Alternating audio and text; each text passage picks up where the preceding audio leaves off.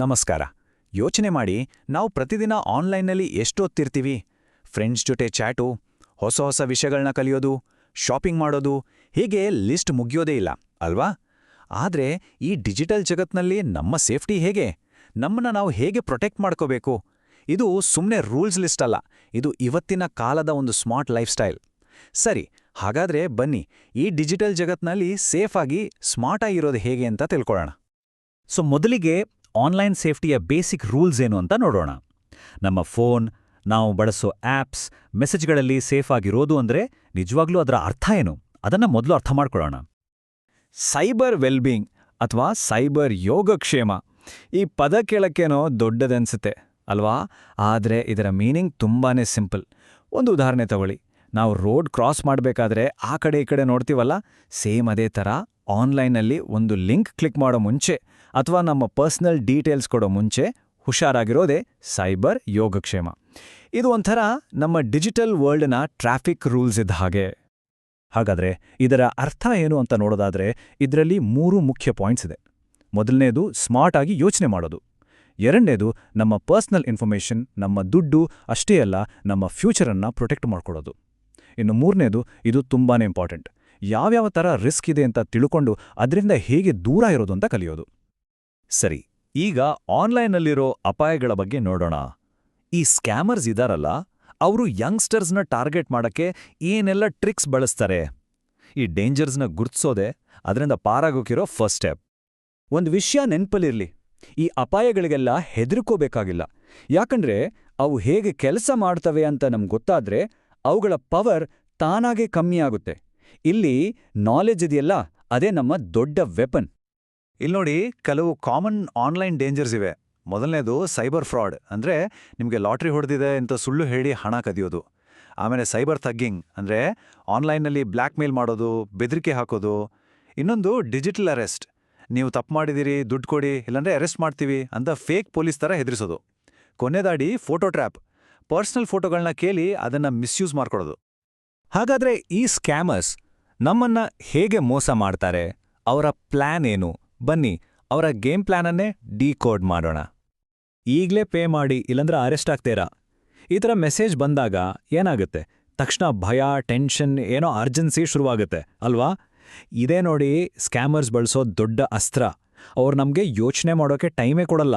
ಈ pressure tactic ಅನ್ನ ಗುರುತಿಸೋದ್ರಲ್ಲೇ ನಮ್ಮ ಮೊದಲ ಗೆಲುವಿದೆ. ಈ ರೆಡ್ ಫ್ಲಾಗ್ಸ್ ಅಥವಾ ಎಚ್ಚರಿಕೆ ಸಂಕೇತಗಳನ್ನು ಗಮನಿಸಿ. ನಿಮ್ಮ ಹಣ ಡಬಲ್ ಮಾಡ್ತೀವಿ ಅನ್ನೋ ಆಫರ್ಗಳು, ಜಾಬ್ ಕೊಡೋಕ್ ಮುಂಚೆ ದುಡ್ಡು ಕೇಳೋದು, ನಾನು ನಿಮ್ಮ ಫ್ರೆಂಡ್ನ ಫ್ರೆಂಡ್ ಅಂತ ಗೊತ್ತೇ ಇಲ್ಲದವರು ರಿಕ್ವೆಸ್ಟ್ ಕಳಿಸೋದು, ಅಥವಾ ಈ ಲೋನ್ ಆ್ಯಪ್ಗಳಲ್ಲಿ ಹಿಡನ್ ಚಾರ್ಜಸ್ ಇರೋದು, ಇವೆಲ್ಲ ಡೇಂಜರ್ ಸೈನ್ಸ್. ಸರಿ, ಈಗ ತುಂಬಾನೇ ಕಾಮನ್ ಆಗಿರೋ ಒಂದು ಅಟ್ಯಾಕ್ ಬಗ್ಗೆ ಮಾತಾಡೋಣ. ಅದೇ ಫಿಶಿಂಗ್ ಸ್ಕ್ಯಾಮ್. ಹೆಸರೇ ಹೇಳೋ ಹಾಗೆ ಇದು ಸ್ಕ್ಯಾಮರ್ಸ್ ಗಾಳ ಹಾಕಿ ನಮ್ಮ ಇನ್ಫಾರ್ಮೇಷನ್ ಅನ್ನ ಕದಿಯೋಕ್ ಮಾಡೋ ಟ್ರಿಕ್. ಹಾಗಾದ್ರೆ ಇದರಿಂದ ತಪ್ಸ್ಕೊಡೋದು ಹೇಗೆ? ಈ ಫಿಶಿಂಗ್ ಸ್ಕ್ಯಾಮ್ನಿಂದ ಬಚಾವಾಗೋಕೆ ಈ 3 ಸಿಂಪಲ್ ರೂಲ್ಸ್ ಫಾಲೋ ಮಾಡಿ. 1. ಏನಾದರೂ ಡೌಟ್ ಬಂತಾ? ಆ ಲಿಂಕ್ ಮೇಲೆ ಕ್ಲಿಕ್ ಮಾಡೋಕೆ ಹೋಗ್ಬೇಡಿ ಅಷ್ಟೇ. 2. ಏನಾದರೂ ವೆರಿಫೈ ಮಾಡಬೇಕಾ? ಆ ಇಮೇಲ್ನಿಂದ ಅಲ್ಲ, ನೇರವಾಗಿ ಆ ಕಂಪನಿಯ ಅಫಿಷಿಯಲ್ ವೆಬ್ಸೈಟ್ ಹೋಗಿ ಅಥವಾ ಅವರ ಕಸ್ಟಮರ್ ಕೇರ್ಗೆ ಕಾಲ್ ಮಾಡಿ ಕನ್ಫರ್ಮ್ ಮಾಡ್ಕೊಳ್ಳಿ. 3. ಆ ಇಮೇಲ್ ಅಥವಾ ಮೆಸೇಜ್ನ ಲ್ಯಾಂಗ್ವೇಜ್ ನೋಡಿ.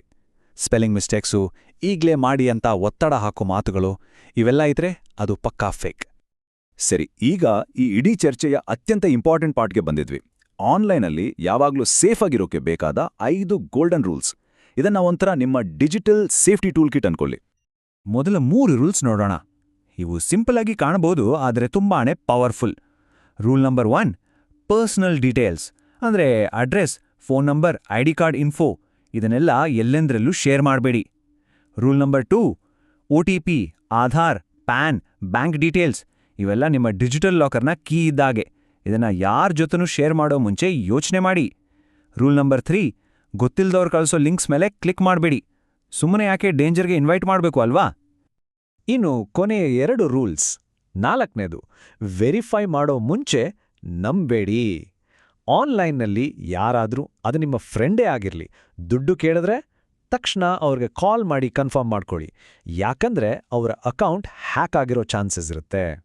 5ನೇದು, ಶಾಂತವಾಗಿರಿ ಮತ್ತು ರಿಪೋರ್ಟ್ ಮಾಡಿ.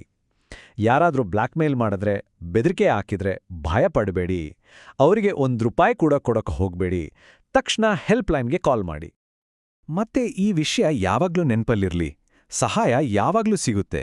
ಈ ನಂಬರ್ನ ನಿಮ್ಮ ಫೋನ್ನಲ್ಲಿ ಈಗ್ಲೇ ಸೇವ್ ಮಾಡ್ಕೊಳ್ಳಿ. 1130 1930. ಇದು national cyber crime helpline number. ಸಣ್ಣ ಡೌಟ್ ಇದ್ರೂ ಸರಿ, ತಕ್ಷಣ ಕಾಲ್ ಮಾಡಿ. ಸರಿ, ಈಗ ನಾವು ನಮ್ಮ ಕೊನೆಯ ಆದರೆ ಅಷ್ಟೇ ಇಂಪಾರ್ಟೆಂಟ್ ಟಾಪಿಕ್ಗೆ ಬರೋಣ. ಅದು ನಮ್ಮ ಡಿಜಿಟಲ್ ಫುಟ್ಪ್ರಿಂಟ್, ಅಂದ್ರೆ ನಮ್ಮ ಆನ್ಲೈನ್ ಹೆಜ್ಜೆ ಗುರುತು. ಇದು ಸಿಂಪಲ್ ಆದ ಸತ್ಯ, ಆದರೆ ತುಂಬಾನೇ ಸೀರಿಯಸ್ ಆದ ವಿಷಯ. ನಾವು ಆನ್ಲೈನ್ನಲ್ಲಿ ಪೋಸ್ಟ್ ಮಾಡೋದು, ಲೈಕ್ ಮಾಡೋದು, ಕಮೆಂಟ್ ಹಾಕೋದು ಪ್ರತಿಯೊಂದು ಕೂಡ ಒಂದು ಡಿಜಿಟಲ್ ಫುಟ್ಪ್ರಿಂಟ್ ಅನ್ನ ಬಿಟ್ಟು ಹೋಗುತ್ತೆ. ನೆನ್ಪಿಡಿ, ಇಂಟರ್ನೆಟ್ನಲ್ಲಿ ಒಮ್ಮೆ ಹಾಕಿದ್ದನ್ನ ಕಂಪ್ಲೀಟಾಗಿ ಡಿಲೀಟ್ ಮಾಡೋದು ಆಲ್ಮೋಸ್ಟ್ ಇಂಪಾಸಿಬಲ್. ಅದು ಅಲ್ಲೇ ಇರುತ್ತೆ. ಹಾಗಾಗಿ ಈ ಒಂದು ಪ್ರಶ್ನೆಯೊಂದಿಗೆ ಈ ಸಂಚಿಕೆಯನ್ನ ಮುಗಿಸೋಣ. ನಮ್ಮ ಡಿಜಿಟಲ್ ಫುಟ್ಪ್ರಿಂಟ್ ನಮ್ಮ ಬಗ್ಗೆ ಯಾವ ಕಥೆಯನ್ನ ಹೇಳ್ತಿದೆ?